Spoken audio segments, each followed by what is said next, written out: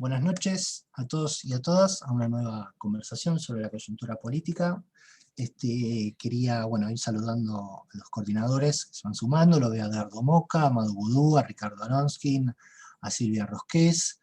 También quería ir saludando a nuestros habituales amigos y amigas expositoras, el profesor Mario Toer. Lo veo por ahí también a José Schulman, que lo invitamos en la noche de hoy, al querido ya vitalicio de este espacio Horacio González, también lo veo a José Mazzoni. Como les comentaba en la noche de hoy, tenemos un invitado especial. Estoy hablando de Alexandre Roy, que es actual presidente del directorio del Instituto Nacional de Asociativismo y Economía Social, del INAES, instancia dependiente del Ministerio de Desarrollo Productivo de la Nación. Alexandre es doctor en Sociología Económica del Desarrollo por la Escuela de Altos Estudios Sociales de Francia, magíster en Ciencia Política por la Universidad de Toulouse, y es codirector del Centro de Estudios Sociales de Economía del IDAES, dependiente de la Universidad Nacional de San Martín. Bueno, Alexandre, quería reiterarte nuestro agradecimiento por participar en la noche de hoy. Para arrancar propiamente dicha la charla, quería cederle la palabra a uno de nuestros coordinadores. Estoy hablando de Amado Boudou, quien va a iniciar el encuentro de hoy.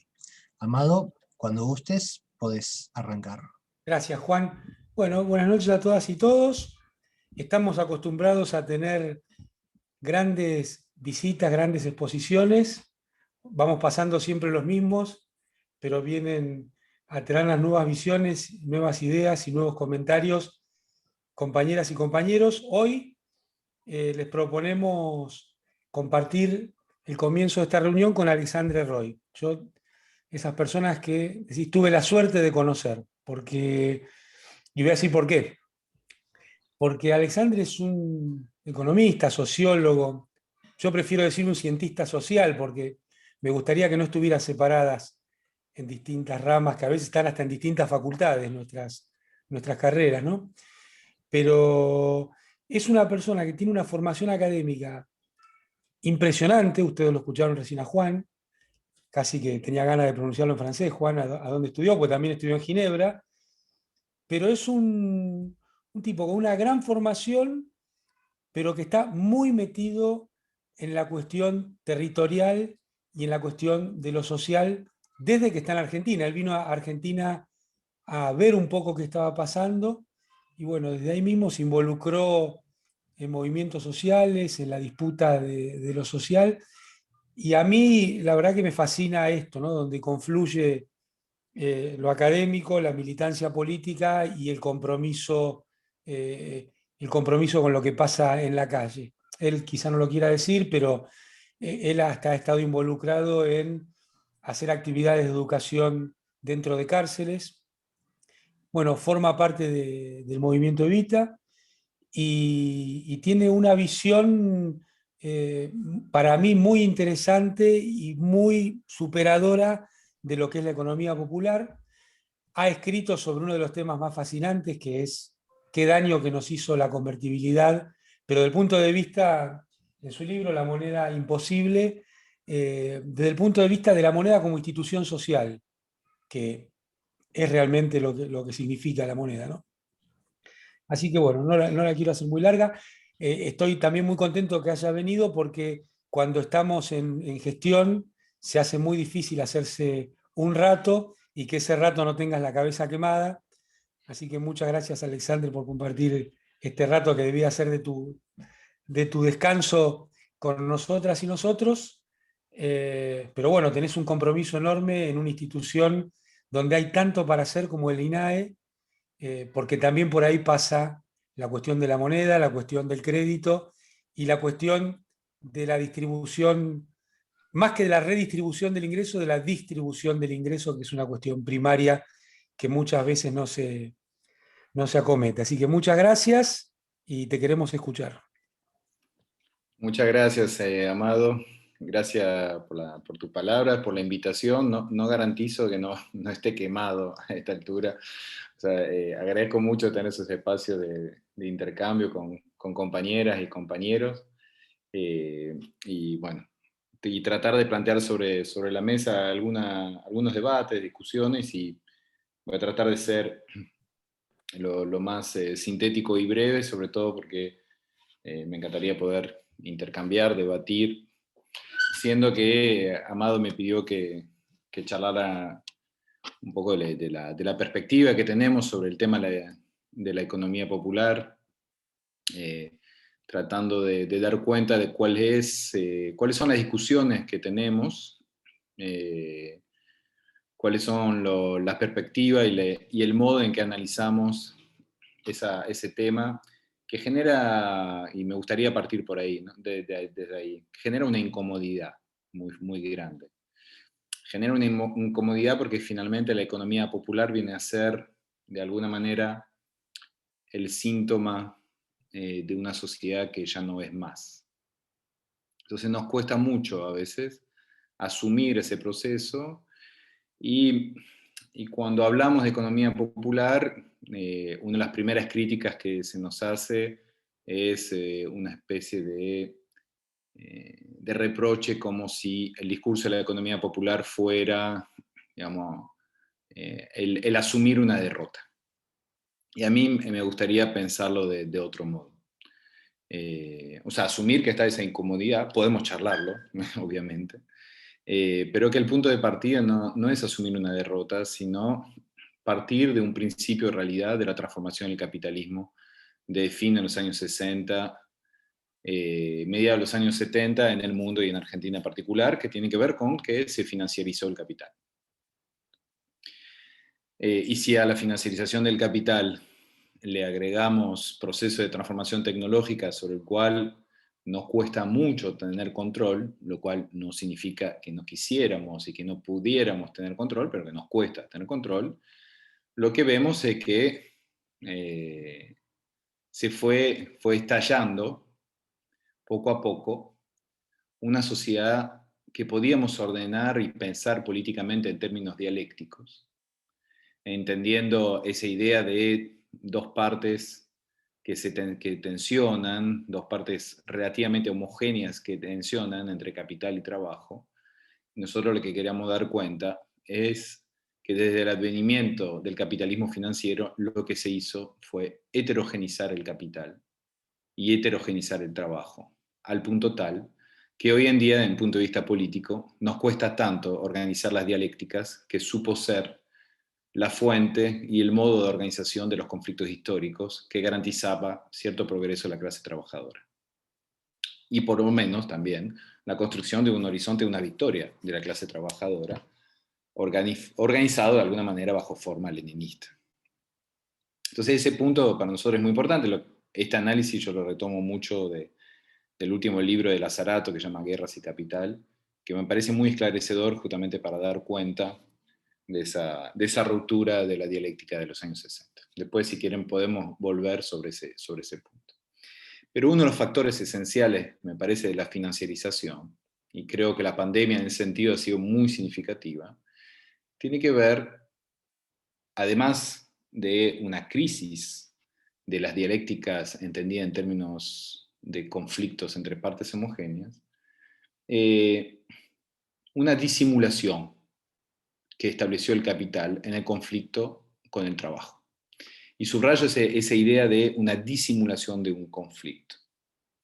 Porque hace muchos años, inclusive en la terminología económica, no se usa mucho esa idea de economía real o economía financiera, ¿no? Esas trampas de lenguaje que tiene la teoría económica, que hace que a veces sea tan difícil poder abrazar en un solo concepto una realidad conectada. Y pareciera que la pandemia nos devolvió justamente un principio de realidad, que cuando no se trabaja no hay acumulación del capital, a pesar de la financiarización.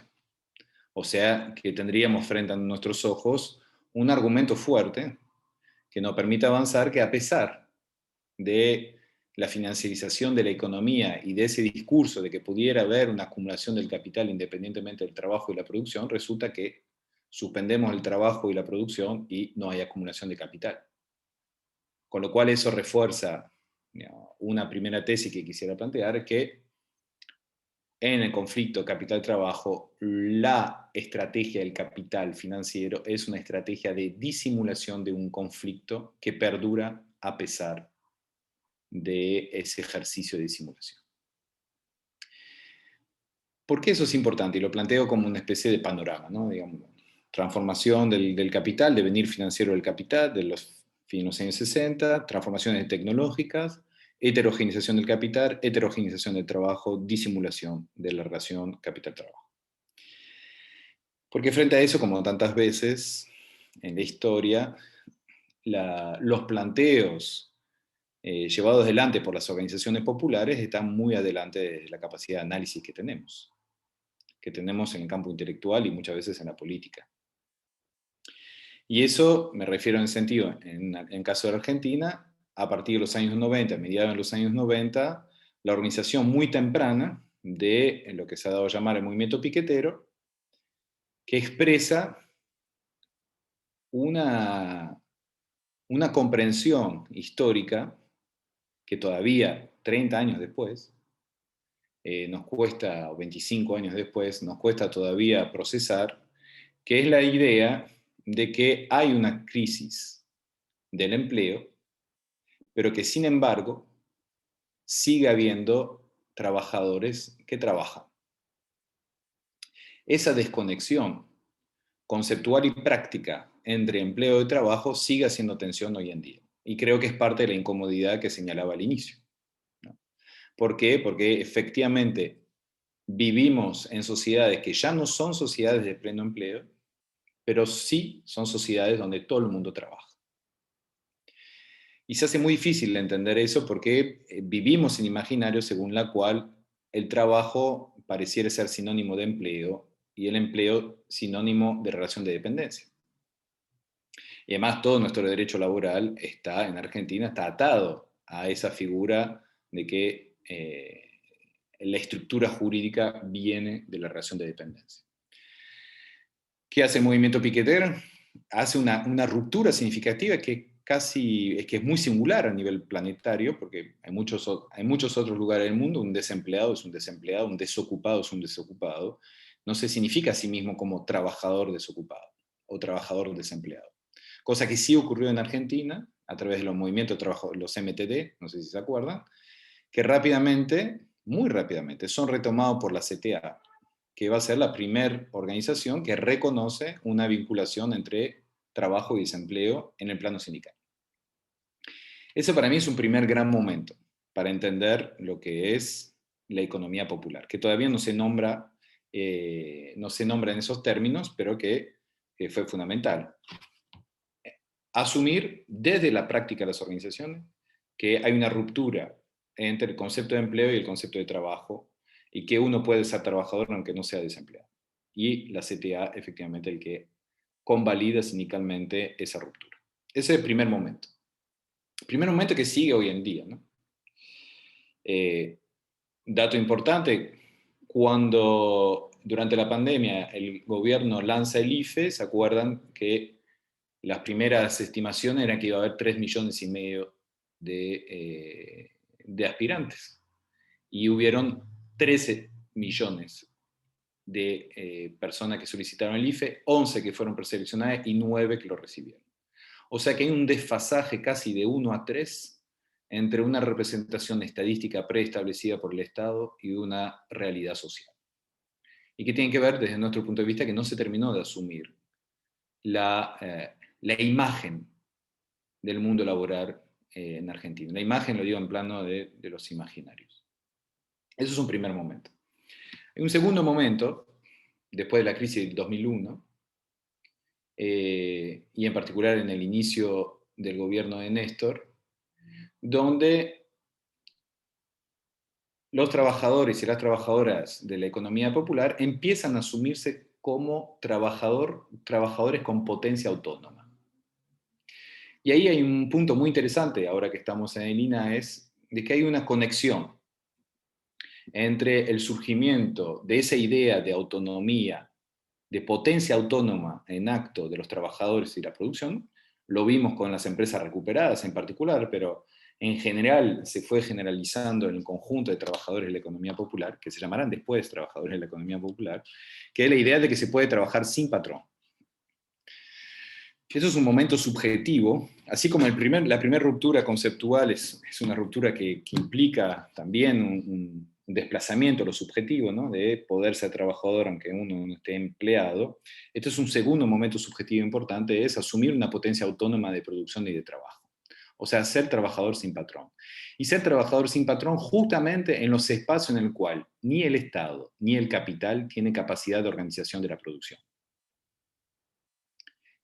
Y eso es justamente la fuente de la organización de cooperativismo y mutualismo. Hay un punto de contacto, con casi 100 años de diferencia, ¿no?, entre los dos momentos, de lo que fue el empuje socialista del cooperativismo y mutualismo, con una realidad que hace que una gran parte de la población no es organizada por el Estado y no es organizada por el capital. Entonces propone un proceso de autoorganización que se manifiesta en una potencia autónoma del trabajo y la producción. Eso es un segundo momento que va a converger rápidamente en la idea, ahí sí, de trabajadores de la economía popular, con la creación de la Confederación de los Trabajadores de la Economía Popular, que conecta con una tradición sindical. Y eso también es un punto fundamental y que tiene que ver también con la raigambre sindical argentina, con el rol que tiene la CTA en ese proceso y con el hecho de, ojo, por mucho que seamos desempleados, somos acreedores y demandantes de derechos laborales. Por eso nos organizamos en forma sindical. Y eso es el inicio de la CETEP y la concreción, hace pocos días, de la UTEP, que articula la CETEP, la CCC, el MTE, la Dignidad, en fin, Barrios de Pie, una serie de organizaciones que se constituye, que tiene una genealogía parecida a la CETEP, pero convergen siempre en ese punto de trabajadores sin patrón. Pero hay una tercera etapa que me parece fundamental y que se estructura sobre todo en el calor de la agresión macrista, porque ahí aparece con más evidencia de que a pesar de ser trabajadores sin patrón, hay una relación social de explotación. A pesar de ser trabajadores sin patrón, hay un proceso social de desvalorización del trabajo de la economía popular. Y eso implica caracterizar ahora un poquito más finamente cuáles son tipos de actividades que llevan adelante los trabajadores de la economía popular y los trabajadores de la economía popular. En general, son actividades justamente que el Estado y el capital desechan o dejan de lado. El reciclado de la basura, dentro de un marco más general del cuidado del medio ambiente, el cuidado de adultos mayores de primera infancia, el trabajo comunitario sociocomunitario, gran parte de la producción de la agricultura familiar de pequeña escala, aparentemente poco rentable y sin embargo que produce alimentos de mayor calidad, parte del trabajo textil, que fue cada vez más desechado también a nivel continental, la construcción de vivienda o de obra pública de cercanía en lugares donde justamente ni el Estado ni el capital penetraban, es decir, una serie de actividades donde efectivamente no estaban inscritos en un proceso social de valorización explicitado. Y eso conecta con la agenda feminista, porque ahí es cuando la economía popular dice, gran parte de nuestro trabajo es un trabajo invisibilizado, y cuando es visibilizado, desvalorizado o no valorizado, que es gran parte de la agenda justamente de la economía feminista, de la economía del cuidado y otras reivindicaciones vinculadas con la identificación del trabajo doméstico y de cuidado. Digo eso porque finalmente en esa genealogía que estamos estableciendo de la economía popular, que tendría esos tres momentos, un poco esquemáticos, pero que sin embargo para nosotros ordena la discusión, tenemos una primera etapa de esa desconexión entre trabajo y empleo, una segunda etapa de asumir una potencia autónoma de producción y de trabajo que conecta con la tradición del cooperativismo y mutualismo, y una tercera etapa que es, a pesar de no tener patrón, estamos inscritos en una relación social de explotación. Y una relación social de explotación que tiene que ver con un proceso de valorización y desvalorización del trabajo, conecta con una agenda parecida a la agenda feminista, y no es casualidad que gran parte de los que impulsan la agenda de la economía del cuidado tenga que ver justamente con las organizaciones populares. Porque ahí hay una comprensión muy rápida. Los compañeros del sindicato de ladrilleros tienen una categoría que a mí me gusta mucho, que permite ilustrar esa figura, que es la categoría de patrón oculto, ¿no? Dice, finalmente, un trabajador de la economía popular es un trabajador que está inscrito en una relación con un patrón oculto. Bien. Eso plantea, dicho en esos términos, una relación a la política totalmente distinta. Y ahí hay varias formas de pensar la economía popular. Algunos en algún momento lo plantearon como un problema de productividad económica, diciendo que finalmente la economía popular iba a ser una economía profundamente improductiva, con lo cual solo podía ser subvencionada por el Estado. Y eso se traducía en una relación entre organizaciones y Estado, que era una relación de subvención de una economía ad vitam aeternam. Yo disiento totalmente lo personal con ese tipo de análisis. ¿Por qué? Porque no permite, primero, no permite ver la dimensión relacional del proceso de valorización y subvalorización, o desvalorización. Segundo, organiza el conflicto político en una clave de organización versus Estado, cuando justamente lo que tratamos de plantear es que el problema es una relación entre trabajo y capital. Donde, pensado en esos términos, es decir, si uno asume un diagnóstico de que lo propio del capitalismo financiero es la disimulación del conflicto capital-trabajo, entonces la economía popular es la punta de lanza para la revisibilización de un conflicto capital-trabajo. Y que por ende, la interpelación al Estado y a la política es una interpelación como mediación entre capital y trabajo. Y entonces eso rehabilita a pensar la economía popular en un campo de la relación laboral que encuentra su denominador común con la lucha sindical tradicional. Es decir, que el Estado reorganiza el conflicto capital-trabajo, ahí donde el capital se dedicó a disimularlo. Eso implica, para decirlo así de manera provocativa, el Estado tiene que organizar una paritaria con el patrón oculto. Por suerte, el patrón oculto lo tenemos todo, porque en un país sobreendeudado como el nuestro después del macrismo, todos trabajamos y trabajaremos para pagar una deuda financiera con nuestro trabajo. Qué mejor definición que la de tener un patrón, es aquel al cual le das fruto de tu trabajo, vía fiscal o otras vías, pero un poco importa la mediación. La realidad es que los circuitos de captación de plusvalor van a converger hacia nuestros acreedores internacionales. Eso es tener un patrón oculto. En el capitalismo financiero hay un denominador común entre todos los trabajadores en relación de dependencia o sin relación de dependencia, es que todos tenemos un patrón oculto, que es el capitalismo financiero. Es un punto importante porque frente al diagnóstico inicial de una heterogenización del capital y del trabajo, reencontrar el denominador común que permita organizar el conflicto social no es menor, y reencontrarlo sobre una base material tampoco lo es. Entonces es muy importante, porque eso recompone el territorio de la conflictividad y le vuelve a dar al Estado ese lugar de mediación. Eso tiene una traducción en términos institucionales, que se puede también caracterizar en una serie de etapas. Una serie de etapas difícil de procesar, de comunicar. La primera tiene que ver con la ley de emergencia social, que se vota a finales de 2016, justamente en el calor del conflicto con el macrismo, porque habilita lo que le decía anteriormente, la comprensión de esa relación social contradictoria con el capital, donde lo que plantea las organizaciones es: queremos salir de los planes sociales para ir hacia planes laborales. Dicho en esos términos, se traduce, en relación a lo que decíamos anteriormente, queremos un proceso social de valorización de un trabajo subvalorizado o desvalorizado. Por eso en el 2016 se propone la creación de lo que se llamaba salario social complementario, en vez de plan social.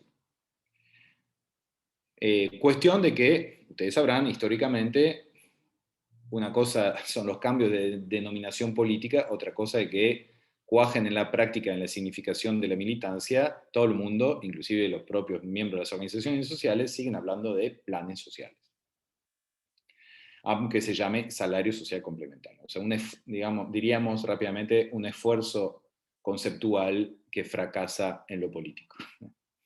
En el mundo académico estamos acostumbrados a eso, igual no pasa nada, pero sí es importante en términos políticos porque no permitió establecer un desplazamiento. Un desplazamiento que no es menor porque implica decir, bueno, el problema es que un cartonero o una cartonera gane 10.000 pesos por mes cuando debería poder acercarse mínimamente al salario mínimo vital y móvil y obviamente a salarios de convenio. Salarios de convenio que se establecen sentando al patrón oculto, que en el caso del reciclado de la basura es muy fácil visibilizarlo.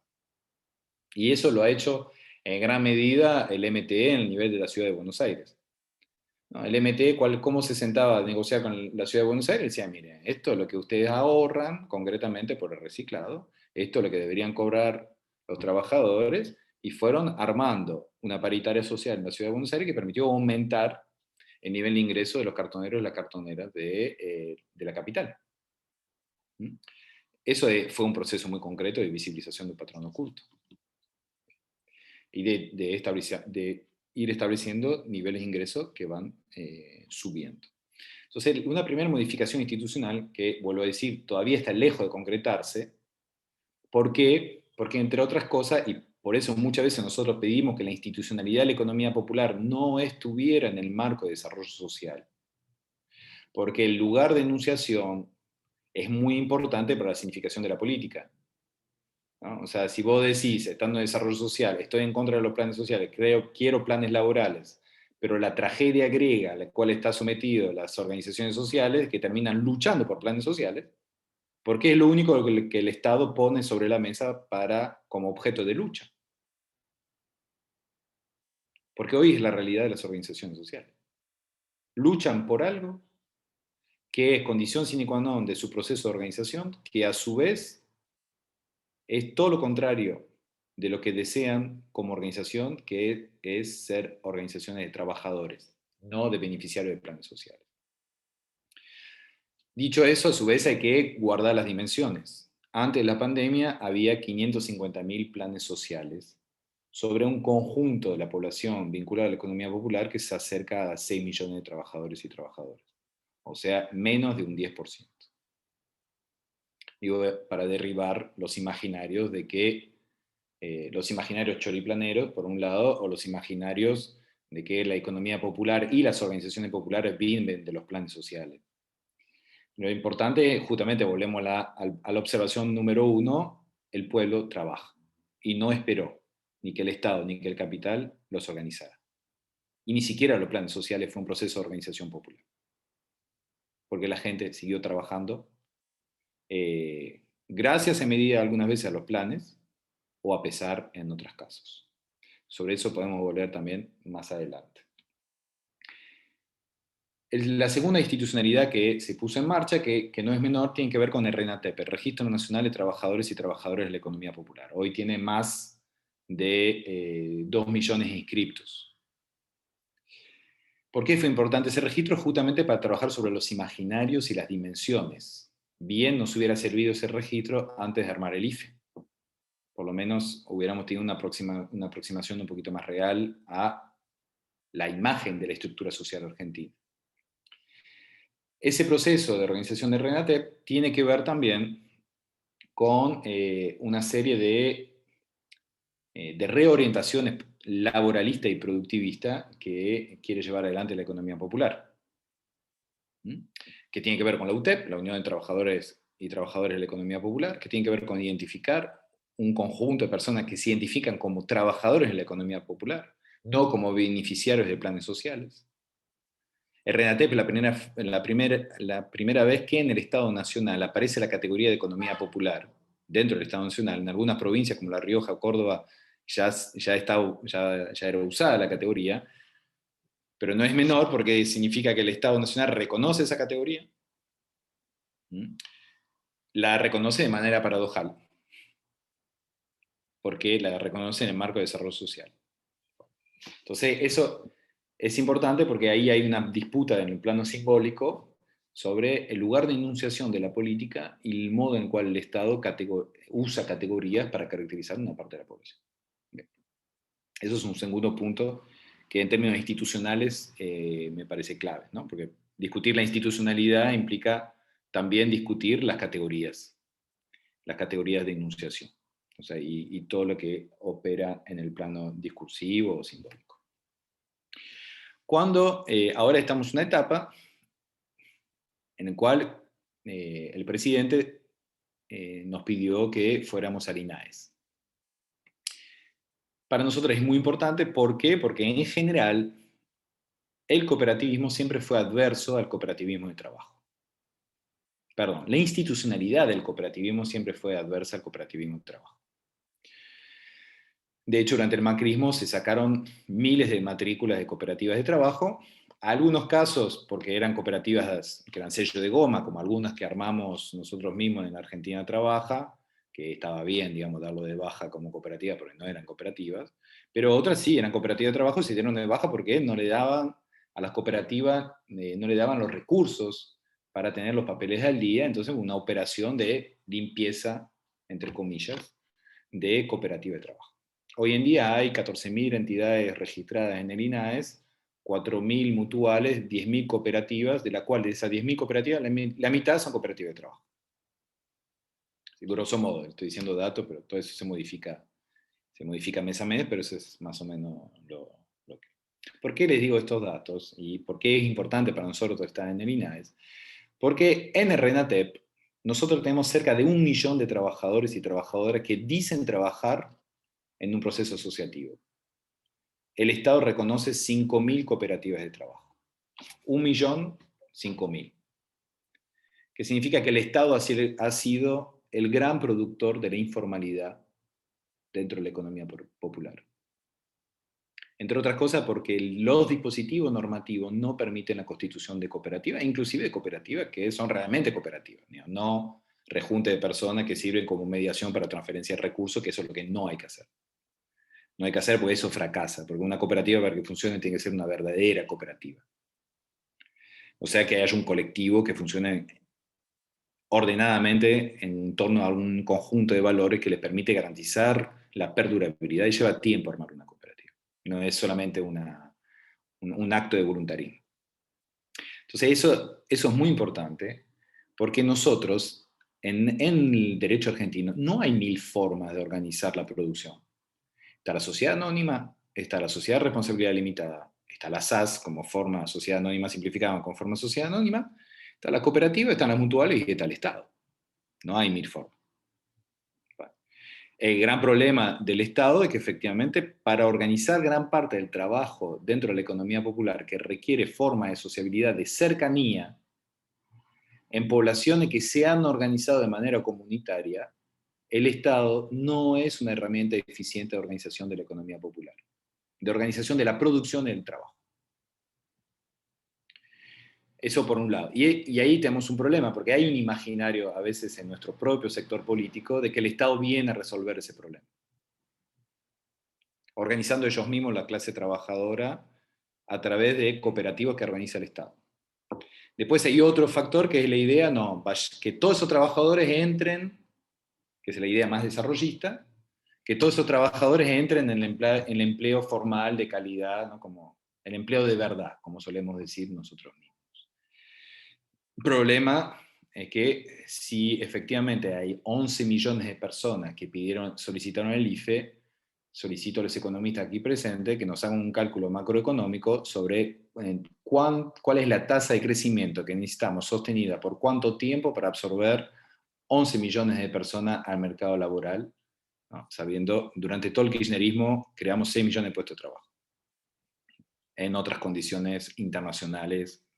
Con lo cual, para mí, hay un punto en el cual el crecimiento no resuelve per se la producción de empleo.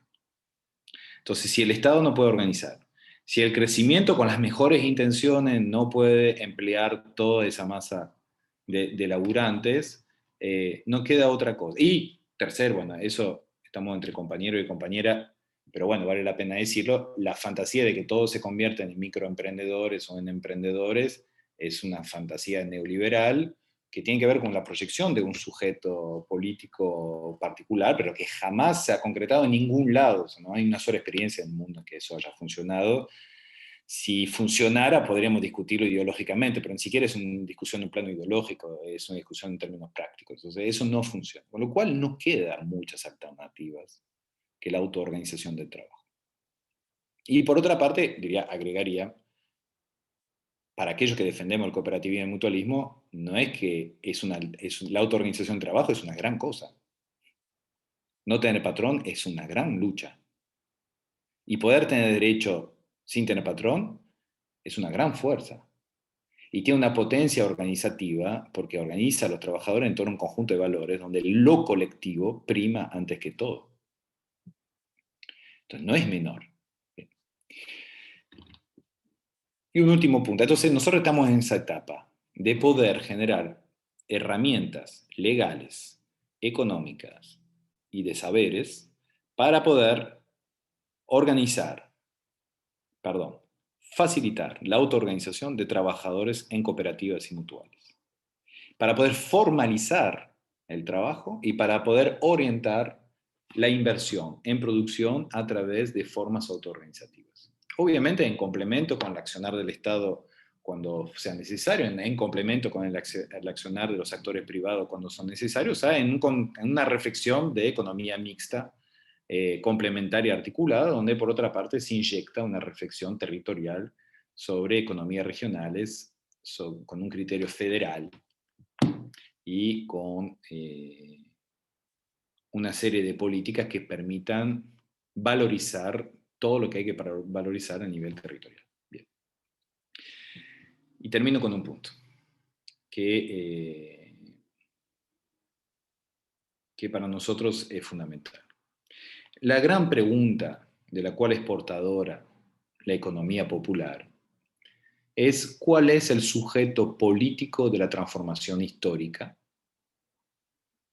¿Por qué?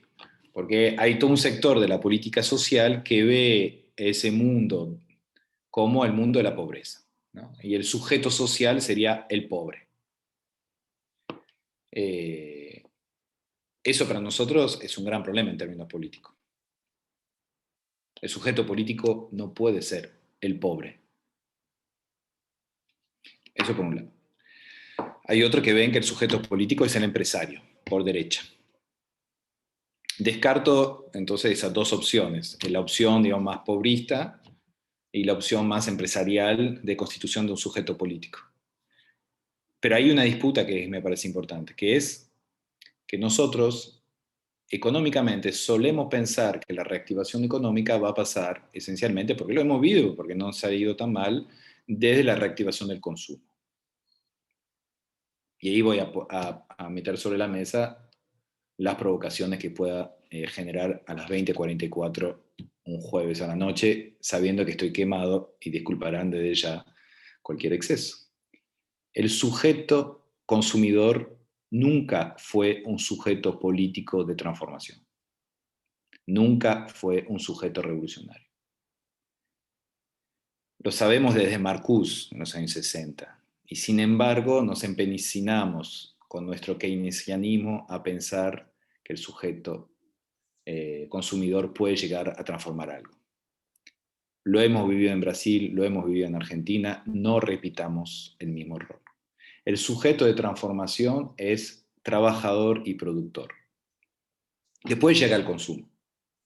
Y llega al consumo desde la mediación del trabajo y la producción. Inclusive diría, el trabajador y el consumidor llega al consumo en dispositivos de consumo que le recuerdan que esos dispositivos de consumo son colectivos.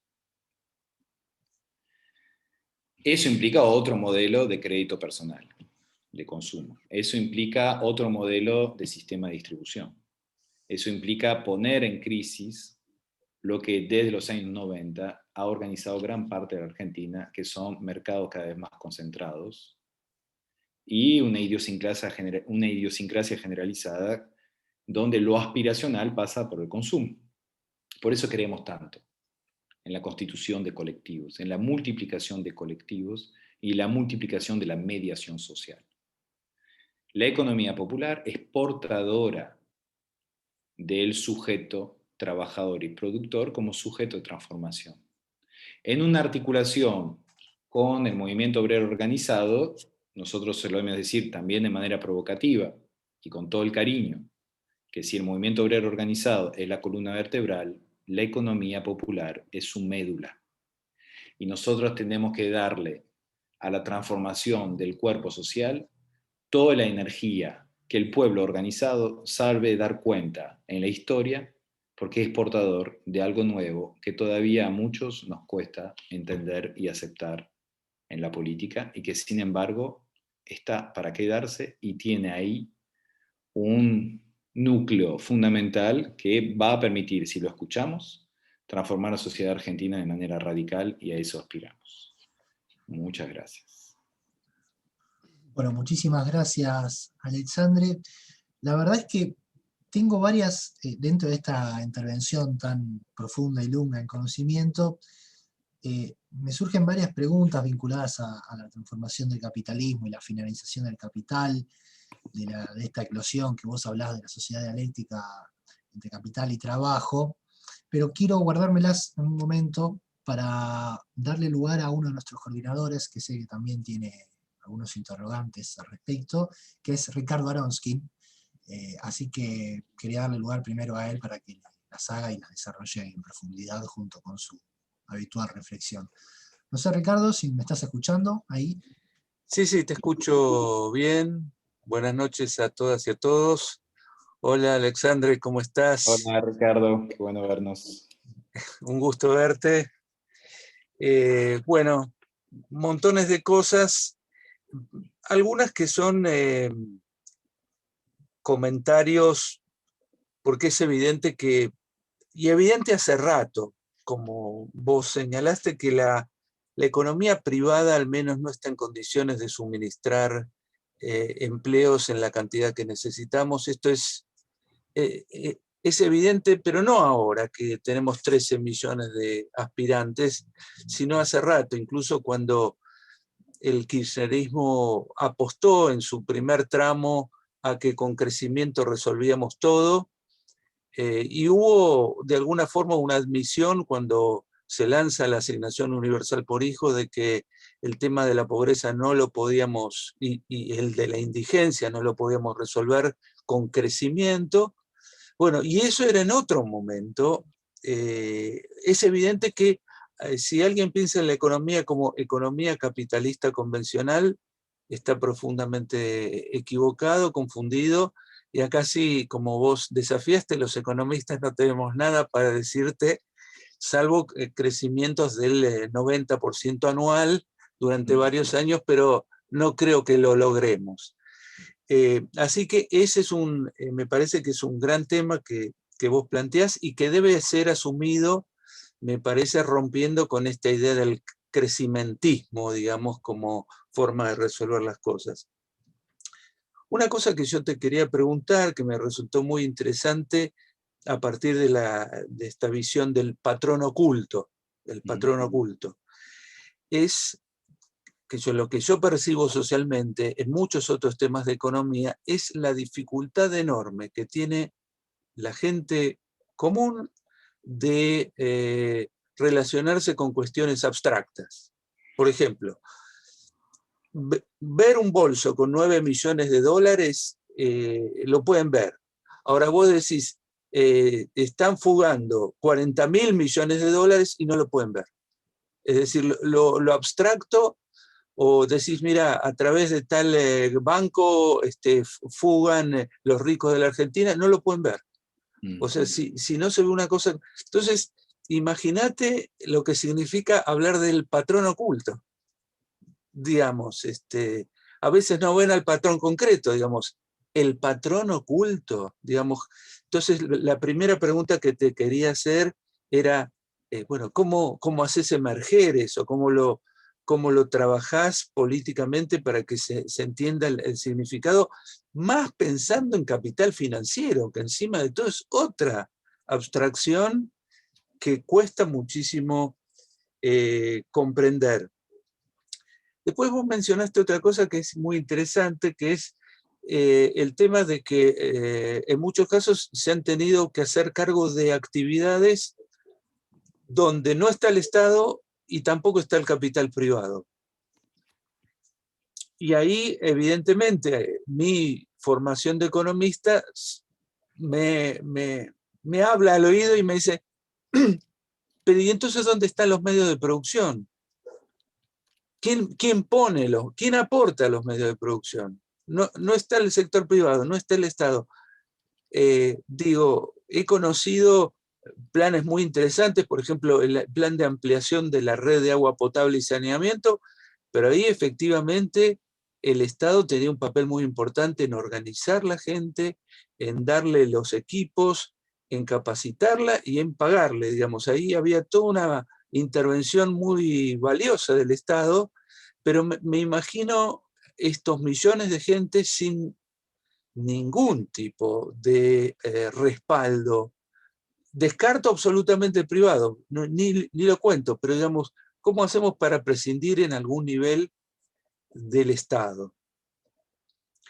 Y la última pregunta que te quería hacer tiene que ver con, yo lo he escuchado más de una vez al ministro Arroyo, que me da la sensación de ser una persona que está en contacto con los problemas, que tiene información, que sabe las, digamos, terribles limitaciones que está atravesando una parte importante de la población. Y él ha anunciado como varios planes de creación de trabajo masivo en 3 o 4 rubros que a él le parecen importantes. Sin ser un experto, mi sensación fue que se quedaba corto, digamos, en esos procesos, en esos planes que tenía pensado crear. Incluso el gobernador de la provincia de Buenos Aires, persona a la cual valoro y aprecio enormemente, ha dicho, bueno, tenemos planes de construcción de vivienda y son planes muy cortos en términos de las carencias enormes que tenemos en el país y de las necesidades de dar trabajo masivamente a gente. Entonces ahí también te quería consultar cómo ves, digamos, esta necesidad imperiosa de contribuir a sacar a flote 13 millones de compatriotas y si ahí no estamos teniendo algunas limitaciones también imaginativas o ideológicas, si vos querés, en cuanto a cómo abordar esos problemas. Gracias, Ricardo. ¿Contesto? Le pregunto a nuestro moderador. Sí, adelante, adelante, Alessandro. Mira, sobre la pedagogía del patrón oculto. La pedagogía masiva todavía no la tengo. Obviamente que los fondos buitres son patrones ocultos. A nivel internacional hay forma de señalarlo, pero es cierto que es muy difícil de transmitirlo. Yo en general lo que hago en dispositivos más de cercanía y en particular en organizaciones populares, les pregunto a los compañeros y las compañeras que levanten las manos los que están endeudados y que empiecen a hablar de sus deudas. La mejor pedagogía es la pedagogía de la experiencia del endeudamiento. Nosotros tenemos un nivel de endeudamiento privado que en particular en los sectores populares que es inmenso, al cual todavía no hemos aportado una solución. A tasas de interés que son tasas de interés usureras y que en general son tasas de intereses implícitas. Entonces lo que uno hace son ejercicios de explicitación de la tasa de interés. Y ahí es un tema importante porque finalmente la disputa con el patrón presente es una disputa por la tasa de ganancia. Gran parte de la disputa con el patrón oculto es una disputa por la tasa de interés. Y diría, y ahora, post pandemia, vamos a tener una disputa todavía más abstracta. Imagínense, si nos cuesta explicar el capitalismo financiero, el capitalismo de plataforma, no te cuento. O sea, dar cuenta que hay un algoritmo que trata de modelar tus prácticas microeconómicas, va a ser todavía más difícil. Tenemos que hacer un esfuerzo pedagógico, claramente. Yo en general uso la experiencia y la deuda. Va a ser mucho más difícil todavía en el tema de las plataformas, pero ahí es algo muy importante en términos políticos, ¿no? Es cómo nosotros nos conectamos con la experiencia. Y la experiencia es la experiencia del endeudamiento. Esa experiencia lo tienen cada una y cada uno de nuestros compatriotas. Todos están endeudados hasta la médula. El tema de los medios de producción. Yo no, cuando planteo de que hay una autoorganización más allá del capital y del Estado, no es un deseo. O sea, bienvenido a la autoorganización con acompañamiento del Estado, en particular en la infraestructura. Ahora, una cosa yo digo, cuando llegué al INAES hace pocos meses, hago una confesión íntima, aunque con 420 personas no es fácil, pero la verdad que yo no conocía tanto el amplio mundo cooperativo y mutual. Conocía mucho más la cooperativa de trabajo, en particular proveniente de las organizaciones populares. Ahora, me impactó cómo este país, a 40 kilómetros del conurbano, ya está organizado bajo forma cooperativa y mutual. Este país es cooperativa y mutual. En la provincia de Buenos Aires, de 135 municipios que hay, 74 tiene agua que provee una cooperativa de agua, para tomar un ejemplo. O sea, la mitad de los municipios, no la mitad de la población, pero la mitad de los municipios tiene un servicio de agua proveído por la cooperativa. Y eso tiene que ver con que ni el Estado puso una inversión ahí, ni los privados. La conectividad. Ahora estamos discutiendo mucho el tema de la conectividad, que ha sido un tema central. En Florencio Varela, la mitad de la población no tiene conectividad. Porque ni el Estado ni el capital. Obviamente que el Estado debería estar ahí. Ahora hay un problema que, en la discusión de la conexión de la última milla, hay un problema que inclusive para el Estado, los costos de los dispositivos para ingresar en algunos territorios son muy altos. Y si no lo lleva adelante la propia comunidad, es difícil que eso ocurra. Lo mismo pasa con la obra pública en los barrios populares. Nosotros llevamos adelante el Registro Nacional de Barrios Populares. Hay 4.400 barrios populares. Los procesos de transformación de los barrios populares requieren sí o sí una articulación con las formas autoorganizadas de la población de los barrios. Porque el Estado, y ahí voy a otro punto que es clave, claramente el Estado tiene que proveer el medio de producción, eso estoy convencido. Es la única forma de reequilibrar la balanza frente al capital. Pero es muy importante un problema que tiene que ver con la articulación de los saberes. El punto de partida del Estado en esos casos tiene que ser que sabe que no sabe. Esa es la gran inteligencia estatal. Y entonces, desde ese saber que no sabe, y ya tenemos varias pruebas de que sabemos que no sabemos, articular con las organizaciones que sí saben. Las organizaciones populares. El caso de la pandemia, digamos, ¿se acuerdan que se vaticinaba desastres epidemiológicos en todas las villas del país? Y no ocurrieron. ¿Por qué? Porque hay compañeras, en su mayoría compañeras, que hicieron un trabajo de salud comunitaria descomunal. Y no se nombra como salud comunitaria. Y sin embargo fue así. Aplicamos un modelo cubano en todas las villas gracias a compañeras que supieron identificar, reorientar, informar, etc. Hay un saber, que ni siquiera no es que el Estado lo movilizó a conciencia. Me parece que la etapa superior es movilizar a conciencia esos saberes y esa articulación entre saberes. Lo mismo pasa a nivel productivo, inclusive diría, hay una experiencia común, gran parte del sector de las pymes tiene un montón de saberes que nosotros no movilizamos, con el que podríamos articular. Entonces diría, medio de producción claramente por parte del Estado, pero desde ese saber donde uno sabe que no sabe. Y el otro punto tiene que ver con el crédito. Y ahí tenemos un problema estructural, que tiene que ver con tu tercera pregunta. Digamos.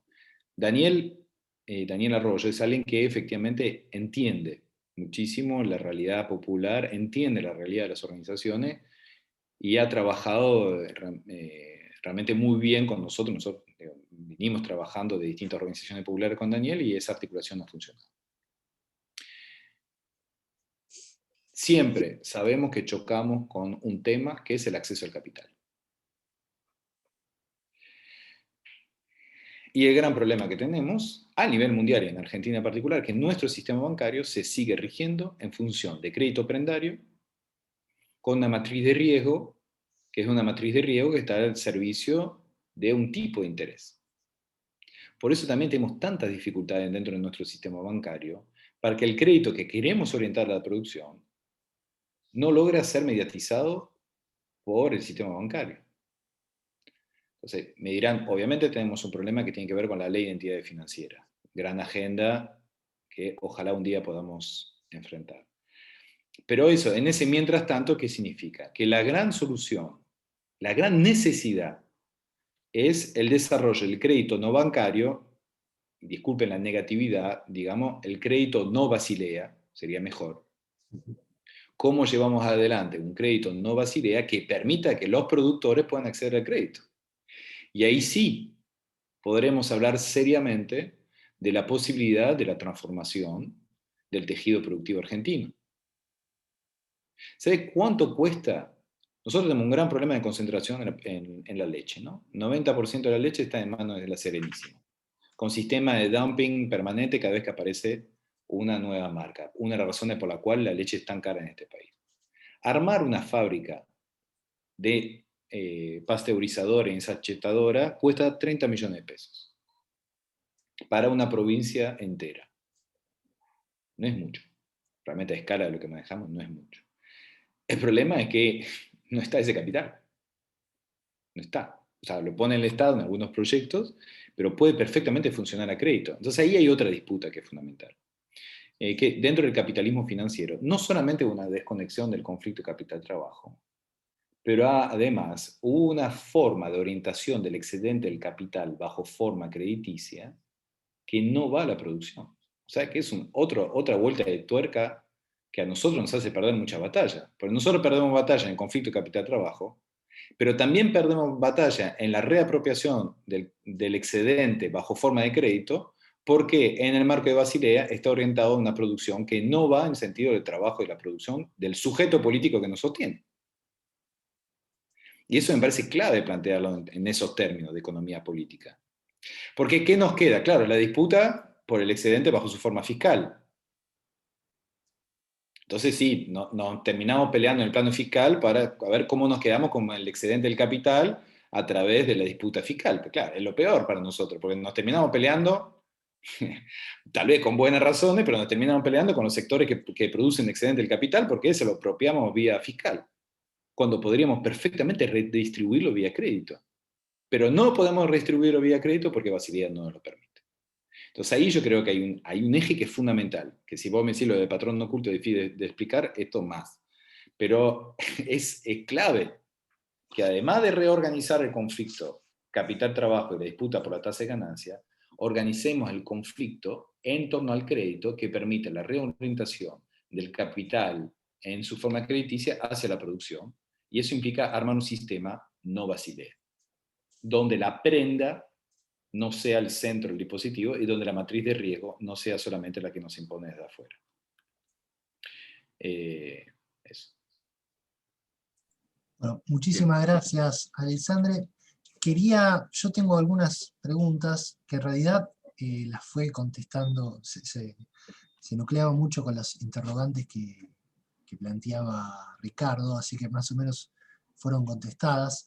Sabemos que en algunos minutos tenés que retirarte y vamos a respetar tu voluntad, así que quería darle lugar a una de nuestras coordinadoras, estoy hablando de Silvia Rosqués, que también quería sumar sus preguntas y sus comentarios en la noche de hoy. No sé, Silvia, si me estás escuchando ahí. Sí, perfecto. Bueno, buenas noches a todas, a todas. Un gusto, Alexander, escucharte. Y la verdad que yo vengo trabajando hace muchísimos años, vengo del movimiento cooperativo, y me tocó la etapa ser funcionaria pública cuando comenzamos con las cooperativas de trabajo, con este ejemplo que daba Ricardo, de las cooperativas para hacer las redes de agua y demás. Pero yo creo que ayer tuvimos el Día de la Memoria y sabemos que la dictadura cívico-militar vino justamente para imponer un modelo económico. durante la dictadura cívico-militar, justamente se cierran por todas las políticas de Martínez de Hoz las cajas de crédito. Esas cajas de crédito que tenían que ver con la socialización, de poder acceder, de convertirnos todos en sujetos de crédito, el viajante, el productor, el almacenero, el que, del barrio, ¿sí? Y justamente vinculado con la ley de entidades financieras, que hay que modificarlas, se cierran las cajas de crédito y se obligan a los bancos, a esas cajas, a convertirse en bancos. Y ahí comienza uno de los tantos problemas que tenemos todavía hoy con un modelo de este capital financiero que se profundizó muchísimo más con los últimos 4 años de gobierno. Pero nosotros tenemos más de dos modelos en esto de la economía popular, porque tenemos aquellas cooperativas que surgieron para generar ese trabajo, para sacar de alguna manera de la pobreza, que fueron las cooperativas durante el gobierno de Néstor. Pero también tenemos una larga historia, que bien lo dijiste vos, de cooperativas y mutuales en nuestro país, como tantos ejemplos que van surgiendo de los compañeros que a través del chat los van poniendo, principalmente de servicios.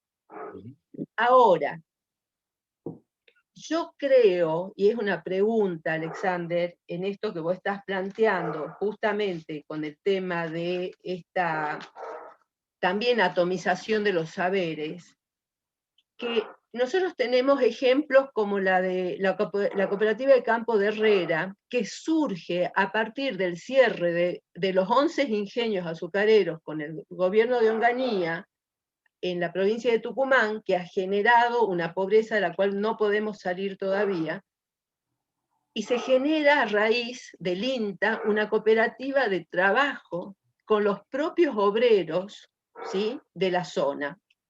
Otro día se podrá charlar más sobre esto. La cooperativa debe tener 53 años en estos momentos, y es una cooperativa de producción y trabajo, donde los propios socios de las cooperativas son los dueños de la misma producción, son sus propios patrones, si es que le queremos poner un nombre, pero tenemos el grave problema que el Estado, que le dio forma a través de la ley de cooperativas, le obstaculiza permanentemente la cuestión fiscal, la cuestión jurídica, la cuestión de acceso al crédito, inclusive también le dificulta la cuestión de la comercialización de sus propios productos.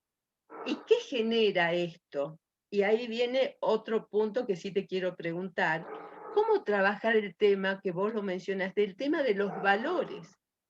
Porque la cooperativa que sirve solo para transferencia de capitales o de dinero, no es cooperativa, y todos lo sabemos, más allá que hemos ayudado a formarlas porque la coyuntura del país nos llevaba a esto, y el no tener que comer nos llevaba a esto, pero también, ¿cómo hacemos para que esa cooperativa pueda trabajar puertas adentro esos valores que tienen que ver con la educación cooperativa, con el funcionamiento de lo que significa una empresa solidaria, cuando también son desvalorizadas desde la propia mirada de la sociedad hacia ellos?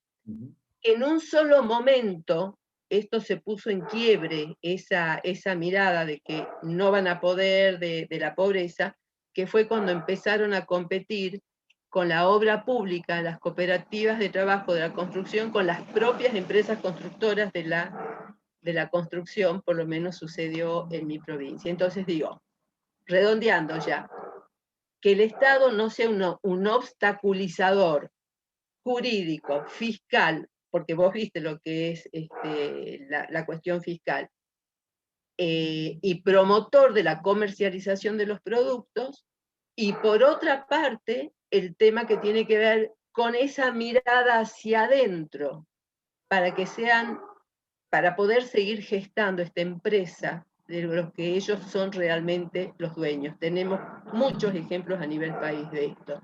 Y me parece que muchas veces nos quedamos en esta cuestión de la urgencia sin ir mirando o trabajando lo importante, que está muy vinculado a la cuestión de la militancia, ¿no? Sí, totalmente. De hecho, digámoslo, el cooperativismo es todo lo que el capitalismo no quiere, ¿no? Entonces, está claro que hay dispositivos dentro de la sociedad que lo delegitima permanentemente. Nosotros mismos a veces nos hacemos eco de esos ejercicios de deslegitimación. Hablas de cooperativa de trabajo y enseguida aparece alguien y te habla fraude laboral. Hablas de mutual financiera y enseguida te dicen cueva financiera. Así es. La verdad que hay cueva financiera y hay fraude laboral, pero es minoría.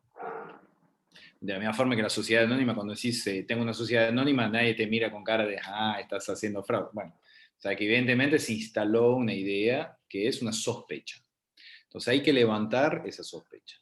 Bien, eso es un trabajo que es muy difícil porque ya estás en la negatividad, ¿no? Como lo mismo que planteaba Ricardo, nosotros tenemos un gran problema de pedagogía por las cosas que realmente nos sirven, las grandes herramientas.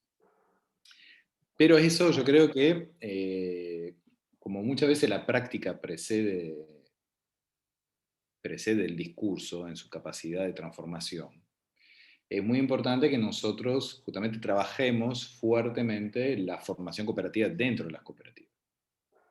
Sabiendo que como todo proceso popular no tenemos derecho al error. Son solo una cooperativa que hace fraude laboral, jode a todo el proceso. Una cueva financiera bajo forma mutual, jode todo el proceso. Es así. Entonces nosotros tenemos que ser muy cuidadosos con eso. Ahora eso implica efectivamente una pedagogía muy fuerte adentro. ¿Cuál es el problema? Que eso ahí me pongo en lugar de gestor del INAES, ¿no? El problema que tenemos en primer lugar es que matricularse es un calvario. Entonces es una cuestión muy contradictoria, porque decimos, la única forma que tiene el sector popular de organizarse de manera formal es la cooperativa, pero para formar una cooperativa necesitas, digamos, un camino de cruz tremendo. Bueno, eso hay que modificar. Pero a su vez, porque el verdadero poder del INAES es que te llama todo el mundo para pedirte un favor para una cooperativa. Lo cual no es que estoy, si alguno acá necesita que la cooperativa todavía seguimos atendiendo los llamados de la gente que necesita que salga la cooperativa de la mutual, no lo tomen a mal. Pero es un poder nefasto del Estado, que es ese poder del favor para empujar. Hay cooperativas que salen en 2 meses y hay cooperativas que salen en 3 años, ese es el rango.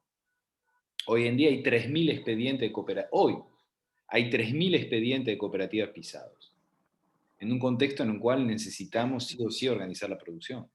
Siempre, pero en este contexto es todavía más inadmisible. 3.000, ¿no? Y ¿se acuerdan los números que les decía anteriormente? Bueno, hoy en el directorio del INAE votamos una serie de financiamiento. Cada 3 meses financiamos una serie de proyectos para cooperativas y mutualismo. 80% de los proyectos tienen que ver con cooperativas vinculadas a la construcción.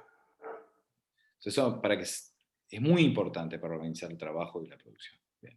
Entonces, primer punto es simplificar la matrícula. Segundo punto, pensar la fiscalización, porque efectivamente cualquier cooperativa mutual que saca los pies del plato le hace daño al conjunto. Tercero, repensar el proceso de formación. Eso, en los procesos de formación implica acompañar una cooperativa durante 1 año o 1 año y medio antes que se constituya un colectivo. ¿Por qué? Porque ¿cuál es la tensión que hay dentro de una cooperativa que por ahí no hay en otras organizaciones jerárquicas? En la organización jerárquica, el principio de jerarquía corresponde a la forma de jefatura. Entonces el jefe, está el subjefe, ¿no? En el Estado o en la organización privada. En la cooperativa lo que hay es que hay una tensión permanente entre el principio de igualdad y los procesos permanentes de jerarquización que hay en todo grupo, ¿no? Siempre hay uno que estuvo antes, hay uno que sabe más, hay uno que trabaja más, hay uno que es varón y entonces que se pone por encima, y así sucesivamente, ¿no? Entonces o sea que la cooperativa es un gran espacio de aprendizaje de la democracia. Es decir, que hay un principio de igualdad que siempre se ve tensionado por los procesos sociales de jerarquización. Eso es el juego democrático. La cooperativa es un gran espacio de formación democrática. Eso requiere mucho tiempo y poner mucha plata en eso, porque eso requiere, digamos, personas que van, que forman, o sea, es más importante un taller de resolución de conflictos. Perdón, es tan importante un taller de resolución de conflicto en una cooperativa como puede ser un seminario de management en una empresa privada. ¿Sí? Entonces, eso son las cosas que tenemos que ir incorporando. Eso implica también incorporar en la política una gramática de la transformación que todavía no tenemos incorporado. Y eso, por eso implica pensar un trabajo social, un trabajo social, no de trabajador social, un trabajo en lo social, que requiere otras energías, otras jerarquías, y nosotros desde el INADE vamos a trabajar mucho en eso. Y les tomo un ejemplo de la economía del cuidado, ¿no?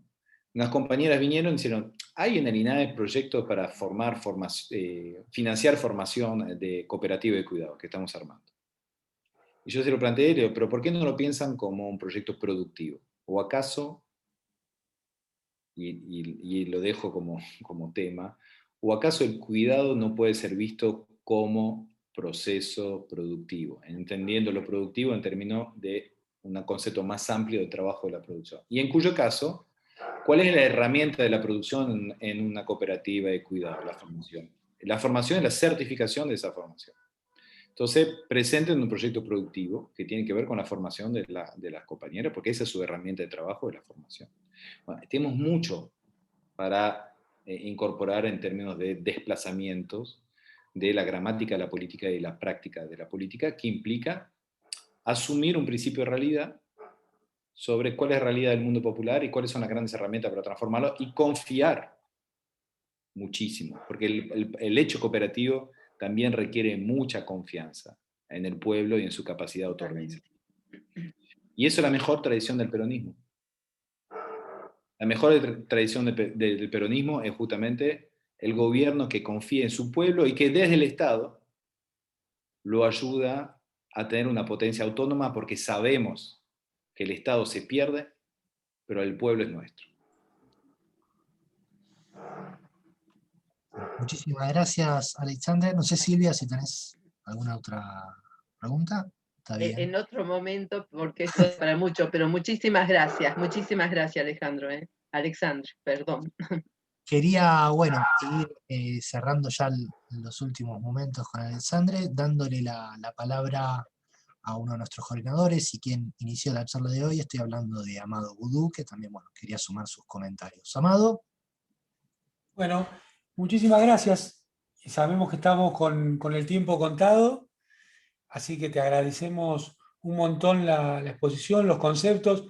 Me parece que conceptualizás la economía popular de una forma casi opuesta a lo que sería una economía popular para dividir definitivamente las sociedades en dos. Y me parece que uno de los elementos más importantes que dejás es esta cuestión de la relación de las sociedades con la deuda, ¿no? Si todavía seguimos pensando que la historia de las sociedades es la historia de la lucha de clases, y hoy es más difícil definir las clases, podríamos definir la lucha entre endeudados y acreedores, como la lucha de clases del siglo XXI. Así que muchísimas gracias y además decir que las cosas se pueden hacer. Esto que plantea Alexandre, en el Partido de la Costa, en el año 2005 pusimos a funcionar, le sacamos la concesión al sistema de transporte privado, compramos en el municipio el material rodante, los colectivos, y lo operan las cooperativas de luz y de cloacas de cada una de las localidades. Así que es totalmente factible esto que quedó dando vueltas, que un poco planteaba, me parece, Ricardo, de la cuestión de dónde sale los medios de producción también, ¿no? Muchísimas gracias, Amado, gracias por este espacio, gracias a los compañeros y compañeras por las preguntas, y bueno, a disposición. Esto sabemos que es una discusión larga, que tiene que ver con el meollo de muchas cuestiones, así que bueno, a disposición, y hasta muy pronto, espero. Bueno, muchísimas gracias, Alexandre. Una última pregunta más de índole intelectual.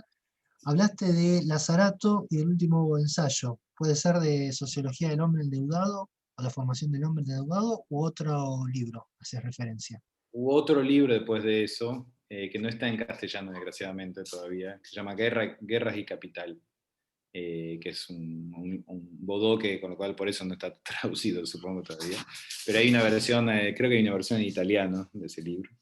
Pero Lazzarato es el que plantea con más claridad lo que dice Amado recién, ¿no? De que cómo el endeudamiento en capitalismo financiero redefine un territorio de lucha y de captación de subjetividad que es propio y que está en coherencia con el capitalismo financiero. Ahí me parece que hay algo para tirar, pero una vuelta de tuerca frente a lo que plantea Lazzarato, que justamente la manera de salir de esa subjetividad de endeudados es a través del trabajo y la producción.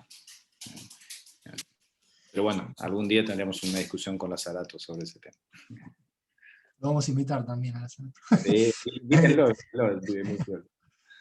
Bueno, muchísimas gracias, Alexandre. Y bueno, desde ya la invitación para cuando gustes, las puertas virtuales de este espacio están abiertas para cuando quieras venir, así que te agradecemos enormemente tu participación en la noche de hoy.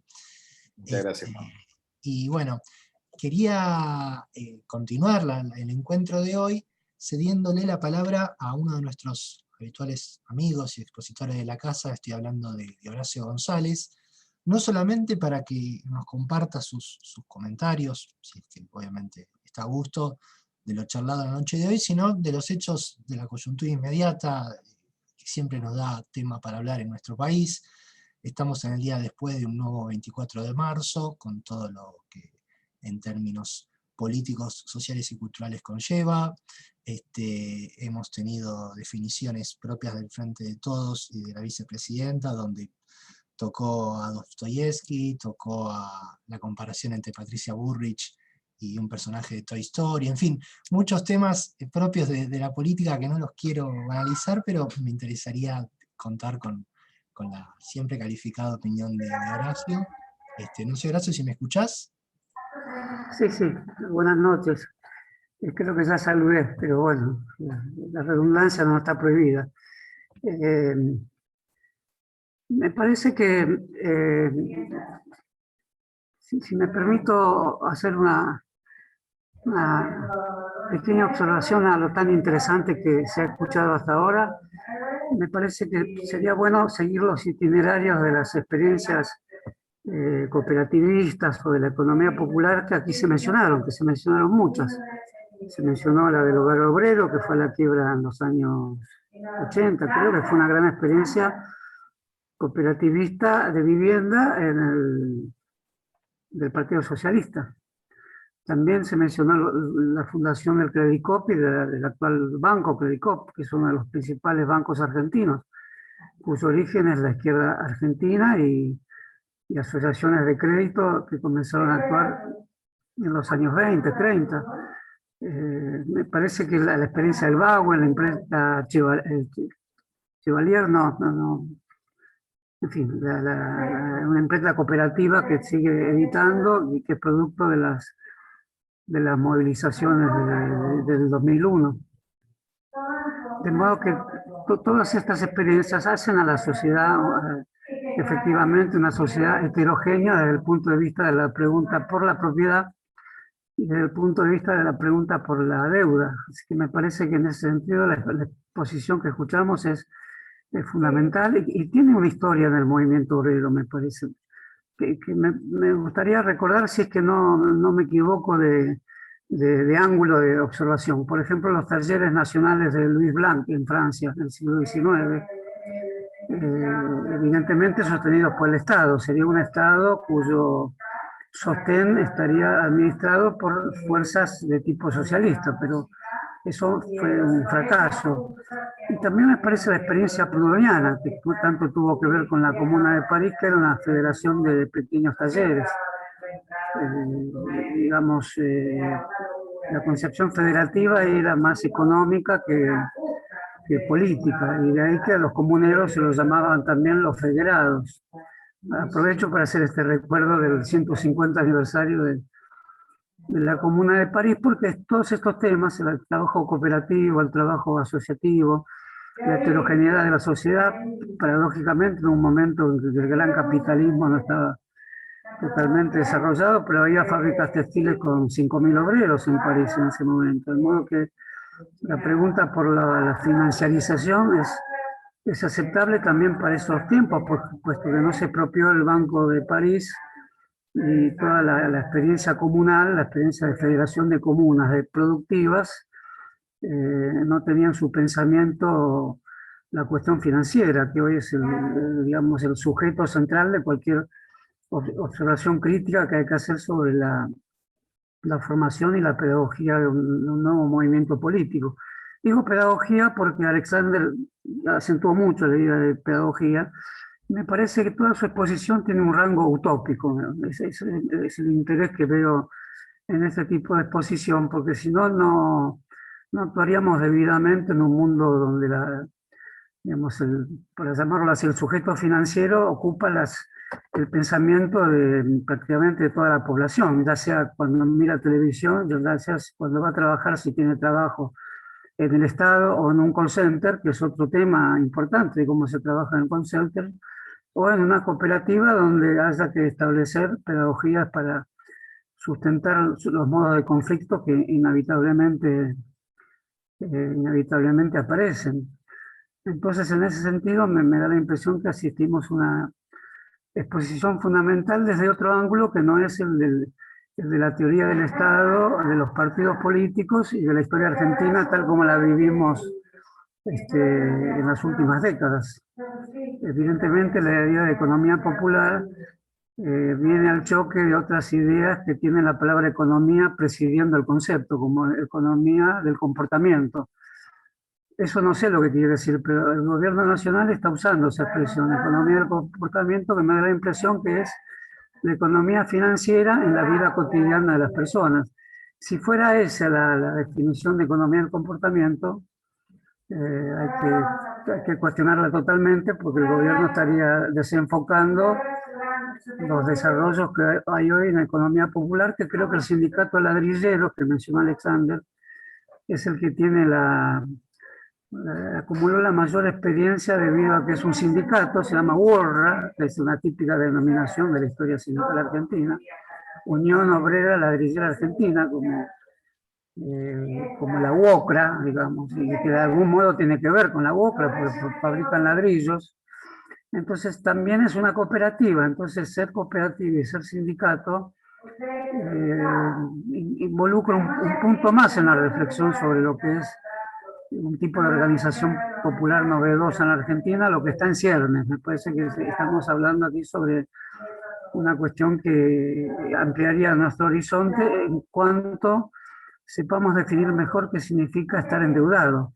Porque si el sujeto es el endeudado, que evidentemente es así, eso abarca no solo la experiencia de miles de personas de la vida popular que tienen el prestamista, el usurero, deja experiencia de la vida popular, por otro lado, pero ahora vinculadas con los grandes bancos. Estoy seguro que el Banco Santander, el francés o cualquier banco tiene sus redes tendidas en la vida popular y por lo tanto, digamos, lo que está ahí oculto, no quiero dejar pasar el concepto de simulación, ocultamiento y pedagogía.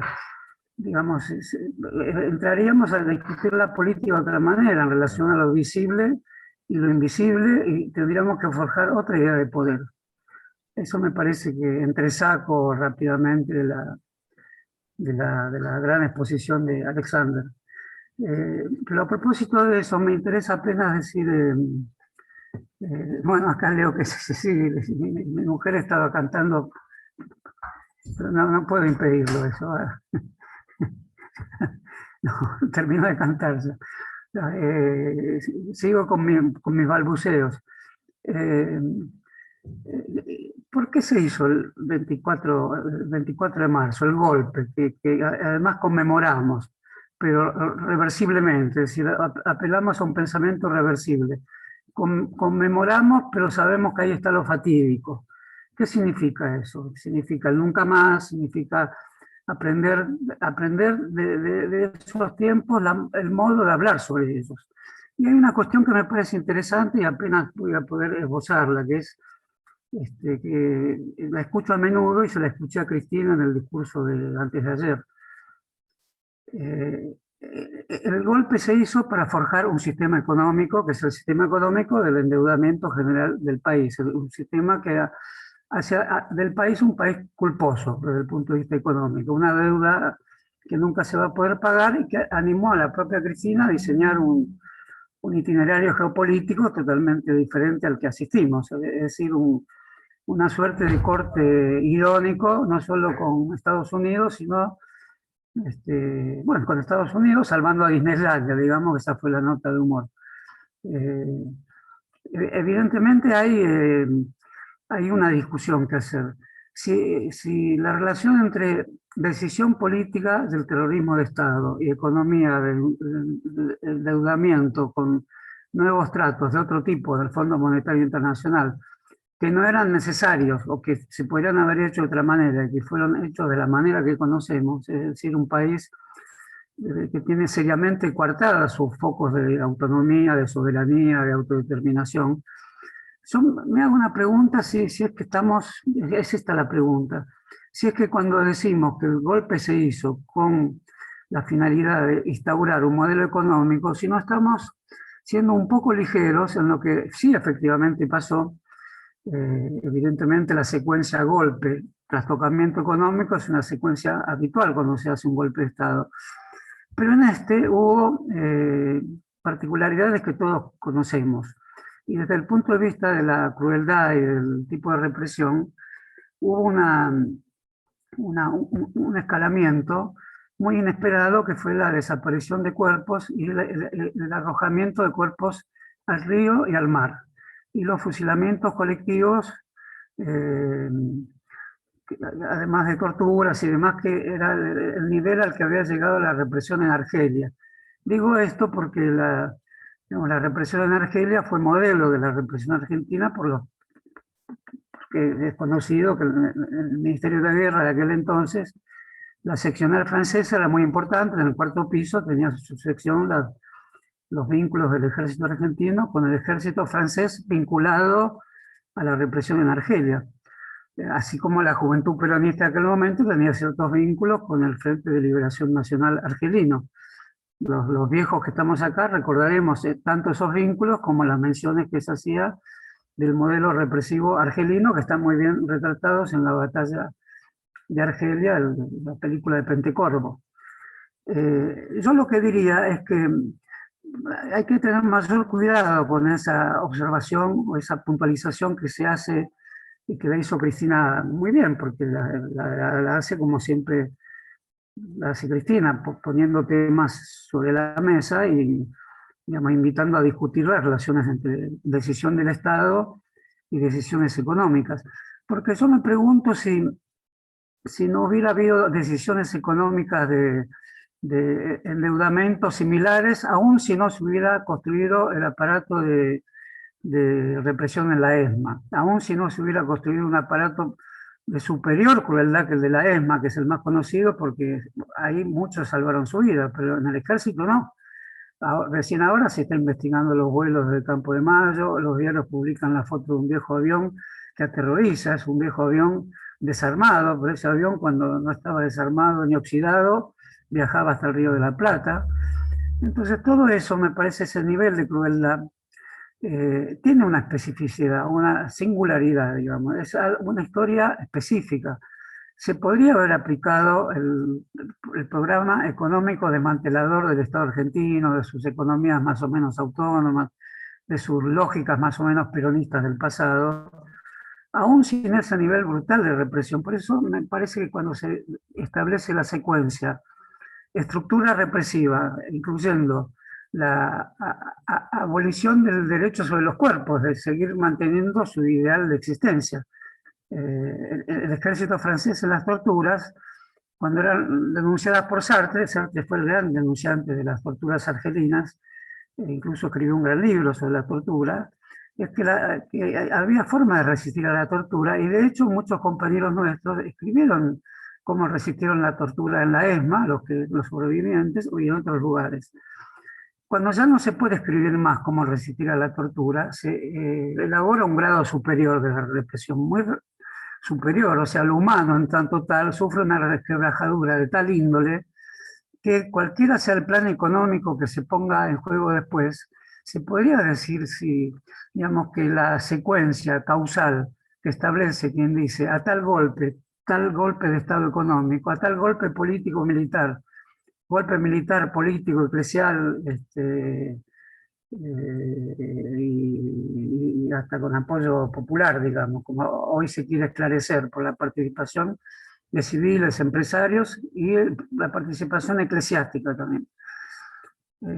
Bueno, en ese sentido, como hay un bloque tan complejo del Estado, de la situación de la Iglesia en aquel momento y del apoyo popular que tuvo, me da la impresión que hay que tener más cuidado para establecer esa secuencia que parece muy lógica, parece muy bien anudada, parece muy bien establecida desde el punto de vista de la causa y del efecto, pero que nos dejaría un poco tartamudos o sin argumentos necesarios para establecer si había cierta, como si hoy estuviera hablando Jorge Alemán aquí, ¿no? Como si hubiera cierto goce del espanto en la ESMA o en un Campo de Mayo, que no es solo que podríamos llamar economía del goce a eso, pero si evitamos ese tipo de terminología,